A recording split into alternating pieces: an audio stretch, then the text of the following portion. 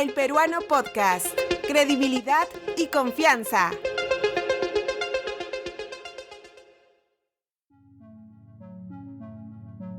Bienvenidos, soy Diego Sánchez, periodista del diario oficial El Peruano. ¿Te imaginas una ciudad que utilice las tecnologías de la información y la comunicación para gestionar de manera más eficiente la movilidad, la economía, los servicios públicos, la empleabilidad, los sistemas de seguridad y muchos otros aspectos? Precisamente, estas son las características de una ciudad inteligente o Smart City, es decir, aquella que utiliza el potencial de las TIC para promover el desarrollo sostenible y mejorar la calidad de vida de sus ciudadanos. Para que las ciudades inteligentes se concreten, deben ser simples, medibles, accesibles para el ciudadano, replicables y tener soporte de la tecnología. Por ello, los ejes principales de las ciudades inteligentes son la eficiencia, la interconectividad, la seguridad y la sustentabilidad. En este episodio de El Peruano Podcast, conversamos con Juan Pablo Rincón, líder del sector público de Amazon Web Services para la región norte de América Latina, quien nos explica la importancia de incluir proyectos de ciudades inteligentes en los planes de gobierno durante la época de elecciones.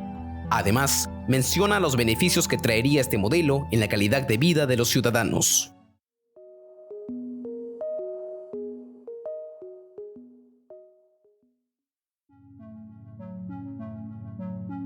Aunque las ciudades inteligentes se nutren principalmente de herramientas y metodologías que giran en torno a la tecnología, el experto Juan Pablo Rincón refiere que también es preciso trabajar la interoperabilidad de los datos desde las entidades públicas para avanzar hacia un futuro más equitativo, seguro, eficiente y sostenible.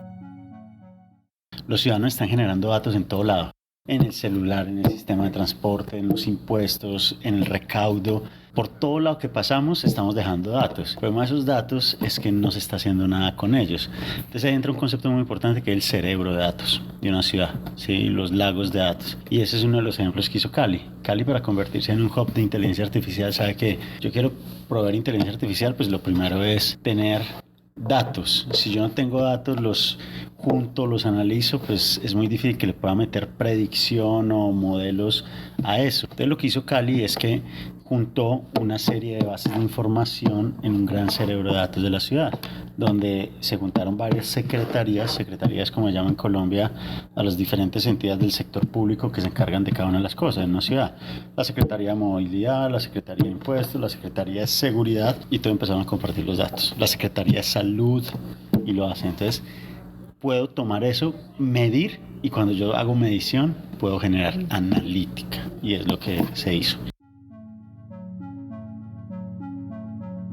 Un primer paso para sentar las bases de una ciudad inteligente, según el experto, es que los políticos con liderazgo incluyan esta propuesta en sus planes de gobierno durante la época de elecciones y consigan aliados tecnológicos experimentados que garanticen su implementación.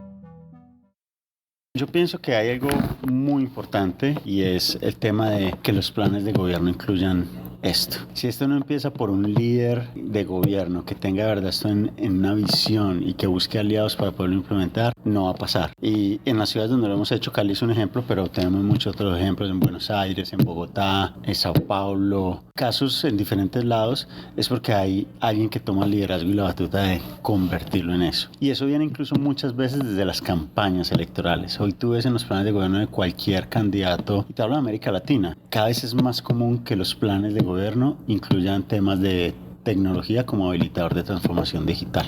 Por eso yo hablaba esta mañana que el tema de innovación es la puerta al desarrollo económico y social de un país o de una ciudad. Y yo creo que los gobernantes y los candidatos han entendido eso. O sea, si tú quieres hoy en día, en el año 2024, llevar servicios al ciudadano de una mejor manera, es con transformación digital. ¿Sí? Cambia la forma en que se educan a los niños, cambia la forma en que la salud es hecha. Entonces, el primer diferencial es que de verdad haya un plan de gobierno para hacerlo. Si no hay un plan de gobierno, no significa que no se pueda hacer, pero es más difícil. Es como picar piedra. El plan de gobierno es como la base. Después de que está el plan de gobierno, obviamente estamos nosotros los aliados tecnológicos con experiencia. Entonces, dentro de esa experiencia, nosotros tenemos un framework de ciudades inteligentes, el Smart cities. Ese SMART, aparte de la traducción literal de inteligentes, nosotros creamos un framework con ese SMART. SMART de simples, la S de simples, la M de medibles, la A de asequibles para el ciudadano, la R de replicables y la T de tecnológicas. El especialista agrega que con los datos se pueden crear servicios diferenciales. Por ejemplo, la ciudad de Cali, en Colombia, busca convertirse en un hub de ciudades inteligentes. Es por ello que se usan datos para detectar riesgo perinatal en madres gestantes y se han construido modelos probabilísticos de inteligencia artificial para predecir si se requerirá acciones de prevención. Otro caso destacado es el uso de datos estructurados para predecir brotes de dengue, y de manera similar se está trabajando en prevención de derrumbes.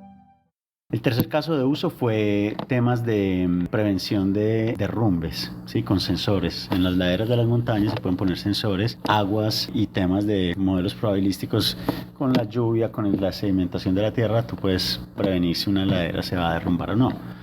¿Por qué es importante eso? Porque iba conectado con el cuarto punto. El cuarto punto es detectar asentamientos no formales de viviendas. En nuestras ciudades pasa mucho eso. Y si se pone un asentamiento de eso en una ladera y después la ladera se derrumba, así no sea formal, es un problema, es una tragedia, es grave. Porque pueden quedar personas heridas, personas fallecimientos y luego todo el problema social que genera ahí para atrás. Entonces se puede prevenir también eso. Primero identificas dónde están los asentamientos con un caso de uso, pero luego ahí donde hay asentamientos puedes prevenir dónde va a haber derrumbes. En opinión del experto, no es necesario esperar a que se habilite la tecnología en toda la ciudad, pues se puede empezar por proyectos específicos. Pero, ¿en qué sectores de una ciudad se debe priorizar la aplicación de la base de datos para lograr la transformación a una Smart City? La priorización depende, y sé que es una respuesta muy abierta, pero te voy a decir por qué es abierta. Porque uno va a depender de las prioridades de pronto del gobierno. Si para el gobierno la prioridad, incluso muchas veces la razón por la que fue elegido, fue un tema de mejorar la salud pública, por ahí va a venir la prioridad, no por educación. ¿Sí? Si lo que prometió fue educación, por ahí.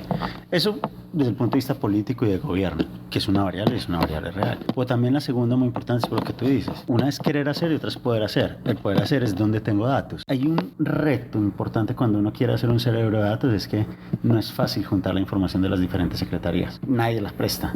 Y por eso tiene que haber, yo creo que, o creo no, soy un convencido que para hacer transformación digital en el sector público y en el sector privado se necesitan líderes que de verdad influencien una visión, porque lo que pasa normalmente es que la Secretaría de Transporte tiene su base de datos, la Secretaría de Salud tiene su base de datos, pero no la comparten. No, y no la comparten. Así tú quieras, si tienes el proyecto, no la comparten. Nos ha pasado en ciudades donde se crea el cerebro de datos, pero nadie quiere compartirla. Eso es un reto. Entonces a veces toca trabajar muy en silos para poderlo hacer. Entonces que trabaja con el que comparta los datos de hacerlo. Porque es lo que te digo, o sea, para tú hablar de inteligencia artificial tienes que saber que pues, no puede haber inteligencia artificial si no tienes datos. Si no tienes datos, encima montas analítica y luego la analítica de la inteligencia artificial. La tecnología es clave para dar los primeros pasos. Afortunadamente, los beneficios y proyecciones de la adopción en la nube son bastante prometedores para el Perú, pues un estudio de FTI Consulting para Amazon Web Services estima que entre 2023 y 2038, la nube sostendrá cada año, en promedio, $29.6 mil millones en producción adicional, $4.9 mil millones en ingresos laborales y $2.7 mil millones en ingresos tributarios. Además, se espera que hacia 2038 la nube sostenga más de $20 mil millones del PBI peruano, así como 1.7 millones de empleos.